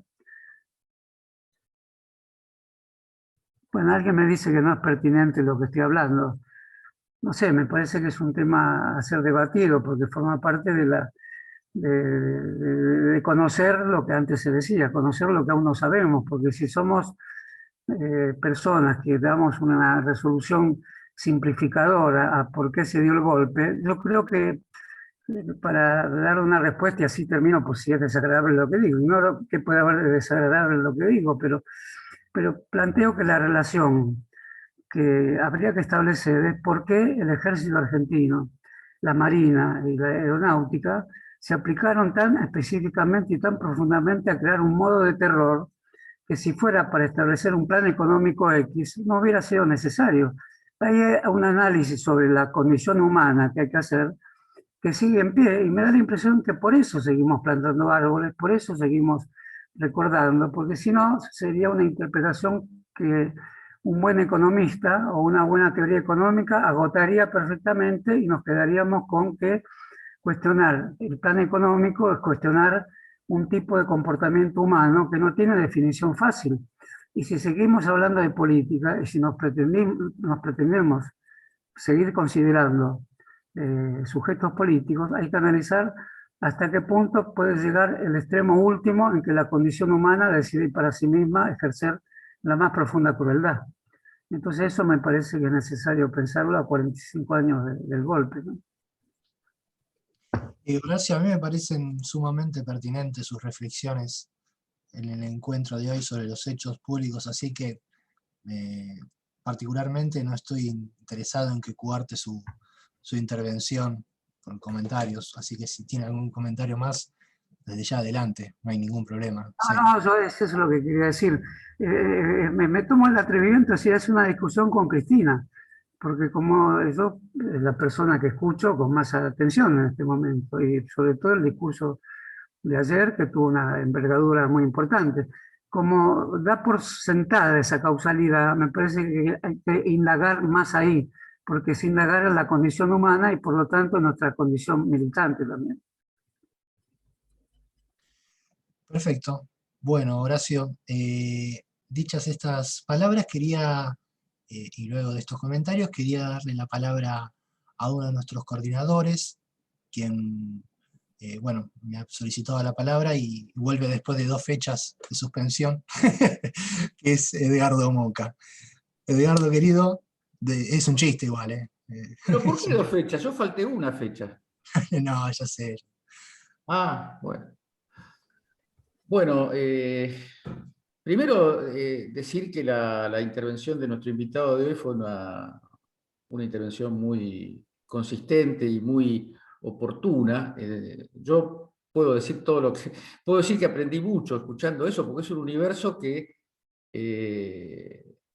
no conocemos. Y me disculpo a mí mismo, porque si el Estado Nacional no lo conoce, según lo demuestran las cifras tentativas del IFE, ¿qué problema hay que yo no lo conozca, digamos, ¿no? Pero quería aprovechar unos pocos minutos, porque así dejamos algunos invitados, como nuestro querido Rocco, que hoy se hizo presente otra vez y que a mí me gustaría que viniera todos los jueves. Quería dejar espacios libres para que podamos seguir conversando, pero no quería dejar de decir un par de cosas sobre el día de ayer en términos de coyuntura. En primer lugar, yo creo que sumo a las preguntas de Horacio respecto al carácter de la represión, y después voy a hacer un apunte nada más que a pie de página sobre eso, pero hay algo así como una rareza en nuestro 24 de marzo. Porque el 24 de marzo es la evocación de una tragedia espantosa como no conoció nunca la historia argentina, ni antes ni después. Y sin embargo, el pueblo argentino, la sociedad argentina, la democracia argentina, ha producido una reinterpretación del hecho, no tanto pensando en el día de ayer, que después el día de ayer fue memorable por razones ajenas a la efeméride, digamos. No tanto en ese terreno, como en el terreno de que el 24 de marzo se ha convertido en un día de movilización alegre, de movilización combativa, de movilización optimista. Cada 24 de marzo, ahora lo tenemos interrumpido por la situación de la pandemia, pero cada uno de nosotros tiene en su cuerpo la memoria de muchos 24 de marzo en jornadas verdaderamente dolorosas para la patria, donde vemos un pueblo movilizado, formas creativas de acción, de movilización, que son bastante poco explicadas y explicables para en otras partes del mundo. A mí me ha tocado conversar con gente de otros países que no entiende del todo bien este clima de alegría combativa que vivimos nosotros los 24 de marzo. Yo quería decir que la pregunta yo no me voy a proponer contestar la pregunta que hace Horacio, porque claramente es una pregunta retórica, no tiene una respuesta. No tiene una respuesta el porqué de la intensidad y la barbarie de la violencia represiva de los años 70.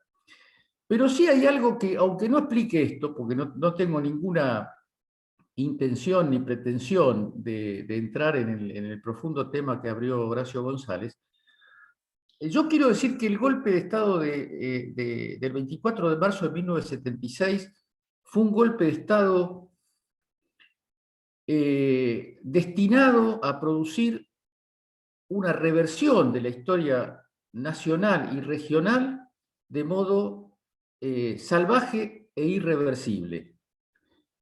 Cuando nos hemos interrogado por qué pudo surgir una cosa como el kirchnerismo en la Argentina, y además después de otra situación profundamente crítica como la del 2001, muchos de nosotros hemos coincidido, sin entrar en demasiadas profundidades, en que la presencia espectral de la experiencia peronista, de la experiencia del año 45, era el corazón, la columna sobre la que pudo apoyarse un gobierno que venía de la nada, porque venía de un 20%, 22% de los votos, y venía con un país devastado, y venía con un peronismo altamente pulverizado, porque el peronismo del año 2001 era también co-causante de la tragedia de esos días, porque el menemismo fue parte inescindible, no se puede explicar la catástrofe de 2001 sin hablar de los años de Menem. Y sin embargo el peronismo volvió a la escena, transformado, reinterpretado, buscado en sus orígenes más plebeyos y más contestatarios de este orden del cual hemos hablado esta noche aquí, del orden del capitalismo financiero.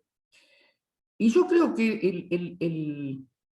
el nivel de la represión fue proporcional a a la audacia y a la pretensión refundacional que tuvo el golpe de Estado. Hay que decir también que del otro lado de la cordillera hubo un golpe violentísimo, pero el golpe de Chile es la respuesta directa, ni más ni menos que a un intento de establecer una vía hacia el socialismo, cosa que en la agenda de la Guerra Fría, en pleno desarrollo en esos años, no tenía ningún tipo de admisión por parte de Estados Unidos, de sus servicios de inteligencia y de sus estrategias a nivel regional. Entonces, ahora, sin entrar a pretender darle carácter regional a este examen, en Argentina el tema del golpe de Estado de la dictadura, del golpe de Estado del 24 de marzo y la dictadura terrorista a la que dio lugar, es el tema al que nos acostumbró en los últimos años Mauricio Macri y su pandilla. Es decir, la idea de los 70 años de la Argentina que hay que borrar de la historia y hay que empezar de nuevo de un modo absolutamente contradictorio con esa experiencia.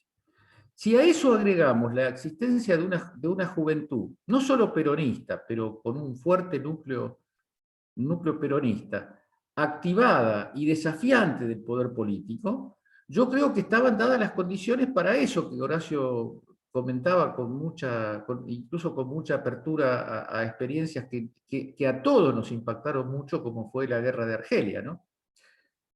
Yo no quiero con esto cerrar me viene a la cabeza que existe una proporcionalidad entre la violencia terrorista de los años 76 en adelante con la agenda decisiva que tiene para el imperio romper una de las columnas más difíciles de quebrar en la resistencia a este mundo que estamos viviendo, al mundo del capitalismo financiarizado, al mundo del capitalismo sin reglas, sin protagonismo de los estados nacionales. Los estados nacionales fueron el objeto de la destrucción. En los años 90 la agenda neoliberal era terminar con el peso de los estados nacionales. En buena parte cumplieron esa agenda, pero la historia va creando nuevas cuestiones. Pero el día de ayer, además de ser el aniversario del golpe de Estado, reconvertido en épica movilizadora por la sociedad argentina, fue el día de un par de acontecimientos verdaderamente importantes en términos geoestratégicos.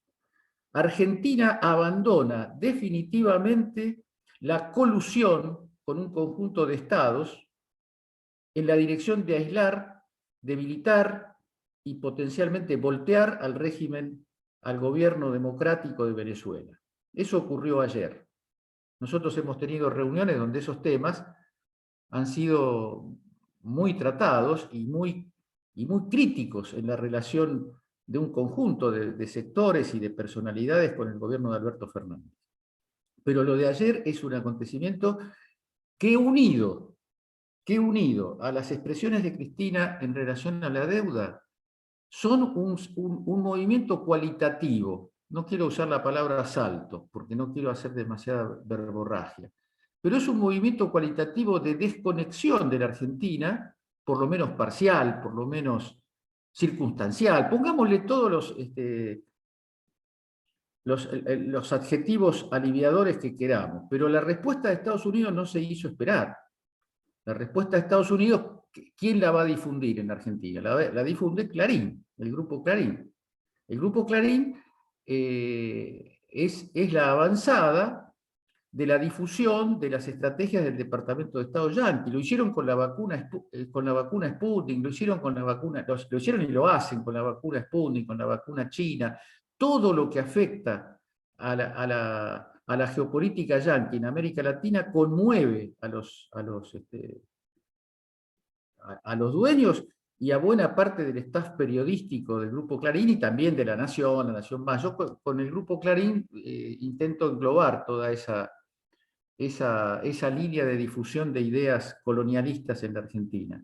Es muy importante lo que está pasando y hay que asumir que Argentina está asumiendo riesgos, esos mismos riesgos que nosotros desde esta humildísima tribuna hemos siempre demandado, reivindicado como necesarios, como propios de un gobierno que se propone instalar una agenda de justicia social y de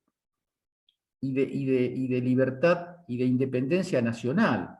Es decir, en momentos donde, en el momento donde Biden dice que Putin es un asesino y que con China van a desarrollar van a mantener las condiciones de la guerra comercial que instaló el gobierno de Trump, que no va a haber cambios ni va a haber novedades en relación a la política con China y mucho menos con Rusia, Argentina produce un cortocircuito. Yo me tomo de las noticias de ayer y de las noticias de hoy. No estoy estableciendo una hoja de ruta subjetiva. Estoy diciendo, romper el cerco a Venezuela e insinuar una política de defensa de los intereses nacionales en un tema como la deuda desastrosa, de la cual Estados Unidos es el principal responsable, porque nosotros estamos muy convencidos de que estamos cara a cara, al estar cara a cara con el Fondo Monetario, estamos discutiendo con un organismo internacional, cosa que desde el punto de vista formal es cierto.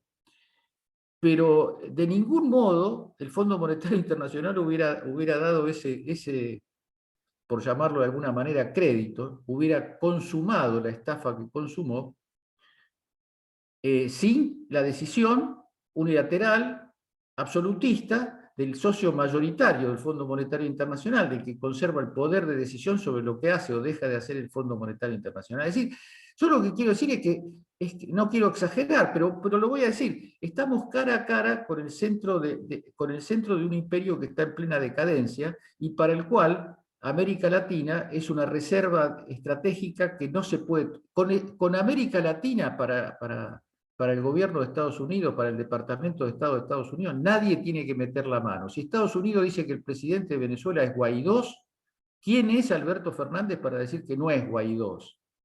Que puede haber otro presidente, que a lo mejor puede llamarse Maduro, que gana elecciones. Porque si vamos a hablar de elecciones correctas e incorrectas, entramos en un terreno muy delicado, donde Estados Unidos, lejos de ser un árbitro objetivo, es un provocador internacional contra cualquier proyecto que afecte sus intereses. Entonces, yo creo que es bueno, sería bueno, quizás no vamos, yo mismo estoy contribuyendo a que no haya tiempo para hablarlo hoy, pero esto es parte de lo que venimos conversando, y creo que en la continuidad de lo que venimos conversando, el día de ayer fue una ruptura.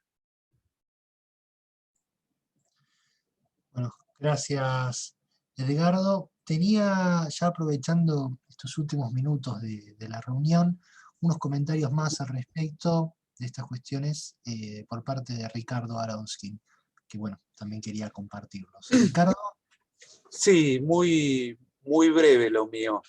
Quería destacar del discurso de Cristina lo que ella planteó en relación al tema de los intereses nacionales. Decir intereses nacionales en el contexto de lo que estaba comentando recién Edgardo en la Argentina de 2021 es una cosa muy fuerte. A nosotros nos puede parecer menor, pero la idea de hablar de intereses nacionales es en el fondo decir que existe todavía una cosa que se llama nación. Ya eso es muy impresionante. A mí me parece una increíble toma de posición. Parece un perogrullo, pero la verdad es que hablar de intereses nacionales en un país donde ya no se habla de los intereses nacionales es muy sorprendente. No me sorprende de Cristina, me sorprende de el momento muy particular en el que se plantea, que tiene que ver con las tensiones que tenemos en este momento en la negociación con el Fondo Monetario Internacional, con seguramente dudas que hay adentro del propio gobierno nacional, y también me parece en un eje histórico con lo que fue el golpe del 76, que es un golpe de alguna forma destinado a destruir el proyecto de nación argentina. Digamos, así como la organización nacional tuvo que ver con una cierta idea de construir una nación, el proceso de reorganización nacional viene a atacar las bases mismas de la Argentina, la industrialización, la idea de un país viable, la idea de un país soberano. Así que volver a insistir en que Argentina tiene intereses nacionales para mí es sumamente auspicioso, importante. Por supuesto, después hay una gran discusión, que es qué son los intereses nacionales, pero decir la palabra nación en Argentina es algo muy importante en este momento crucial de los destinos del país. Nada más, eso quería decir.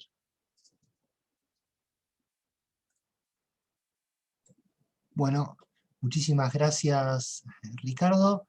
No sé, Amado, si tenés alguna reflexión, dada todas estas cuestiones que abordó Horacio en esta última parte del encuentro.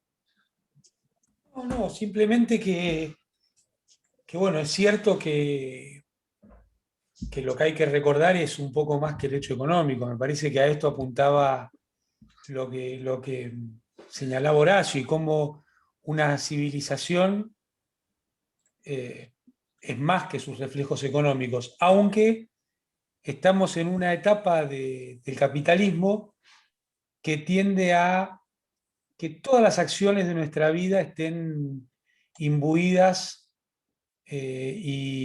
impregnadas de un economicismo que no significa nos importa la plata, eso es una tontería, sino que todas las acciones estén espolvoreadas por una racionalidad, y digo una racionalidad para señalar que no puede ser la única, que hay otras racionalidades, pero que la, entre comillas, ciencia económica ha dominado las ciencias sociales en el discurso público, y por lo tanto pareciera que hay una sola racionalidad.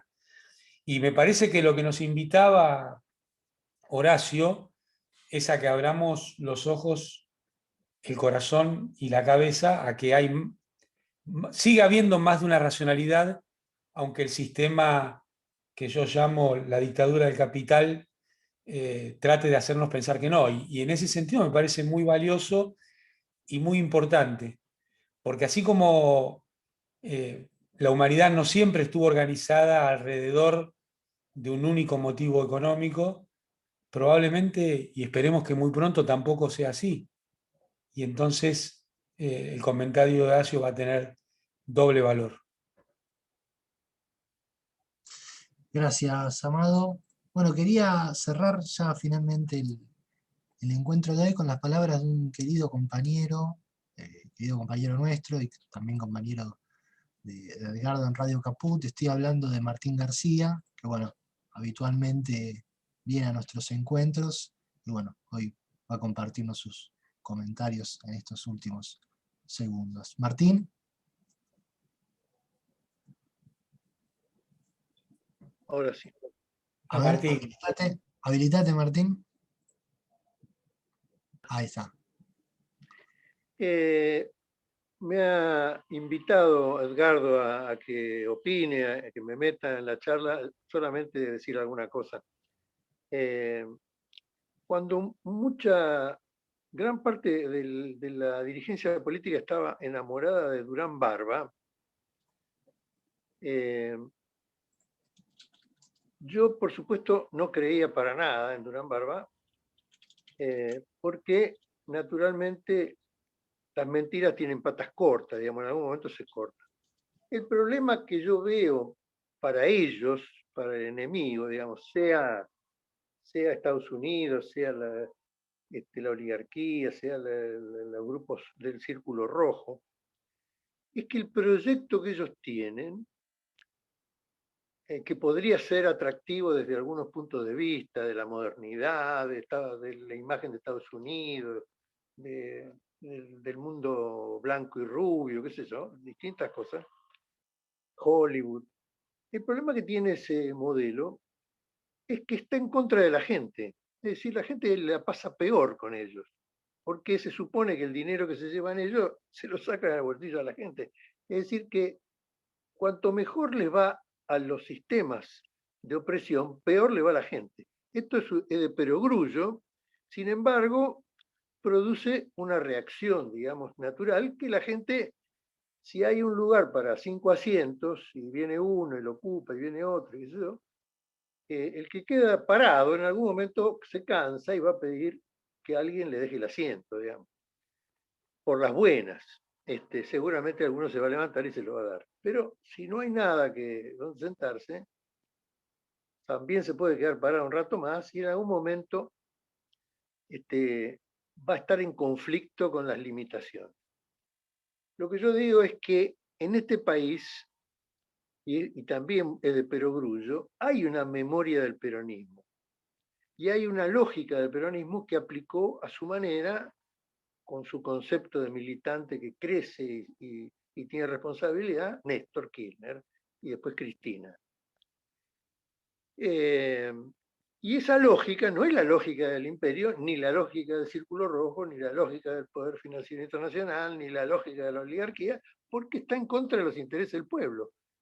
Y el pueblo, que es muy prudente, que se acomoda, que trata de comer lo que hay, lo que puede, que pide ropa para venderla y con eso comer, qué sé yo, en algún momento se da cuenta que algo debería cambiar.